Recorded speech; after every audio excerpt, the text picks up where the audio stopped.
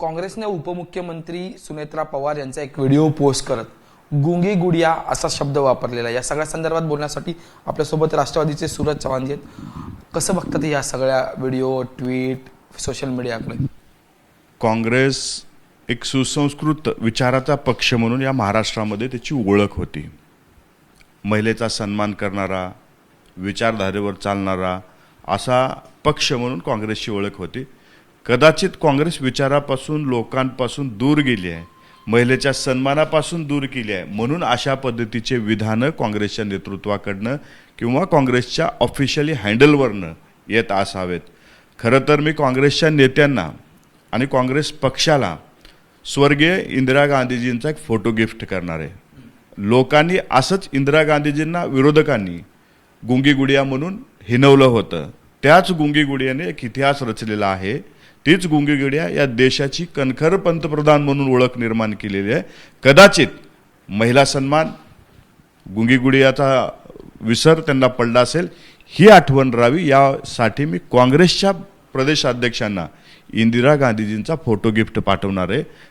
त्यांना आठवण राहावी की गुंगी गुडिया काय करू शकते, यासाठी तो फोटो मी त्यांना गिफ्ट करणार आहे। आणि आज काँग्रेस मात्र चांगल्या लोकांच्या हातात नाही हे या पोस्टवरनं दिसून येते।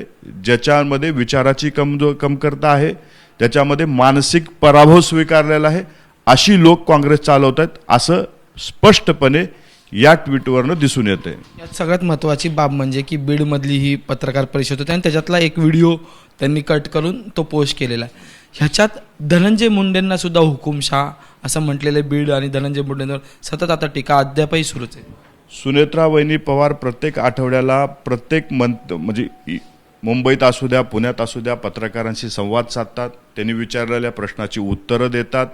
त्यांच्यासोबत त्यांचं संवादही चांगला आहे।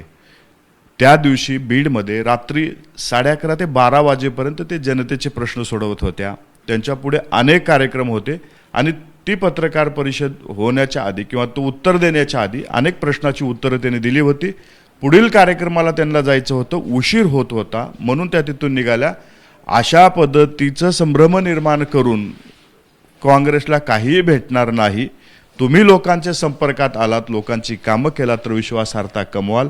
अशा गोष्टीनं हसं करून घ्याल, एवढंच मी आजचं म्हणेन। या सगळ्यात आणखी एक बाब म्हणजे की ज्या अंजली दमानिया नेहमी राष्ट्रवादी काँग्रेसवर टीका करतात, त्यांनी सुद्धा सुनेत्रा पवारांची बाजू घेत जी आहे ती काँग्रेसची कानउघडणी केलेली आहे।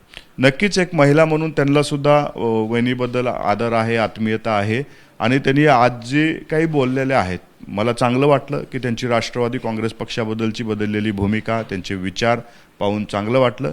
असंच त्यांचं सहकार्य, चुकलं असेल तर त्यांनी बोलावं, पण कुठल्या चुकीच्या गोष्टीचं समर्थन करू नये, असं सहकार्य त्यांचं लाभल अशी अपेक्षा आहे। त्यांचं अंजली दमानिया यांचं समर्थन हे पक्षाला होतं की उपमुख्यमंत्री सुनेत्रा पवार ज्या महिला उपमुख्यमंत्री आहेत त्यांना होतं असं? मला वाटतं एक महिला उपमुख्यमंत्री म्हणून कदाचित वहिनींना असावं, परंतु जो काही त्यांच्यामध्ये बदल झाला आहे तो स्वागतार्ह आहे। धन्यवाद। आमच्याशी बोलण्यासाठी होते सूरज चव्हाण आणि त्यांनी जे काँग्रेसकडून ट्विट करण्यात आलेलं आहे त्याबद्दलची भूमिका जी आहे त्या पक्षाकडून मांडलेली आपल्याला पाहायला मिळते। व्हिडिओ जर्नलिस्ट प्रशांत मानेसह मी अजय माने, ABP माझा मुंबई।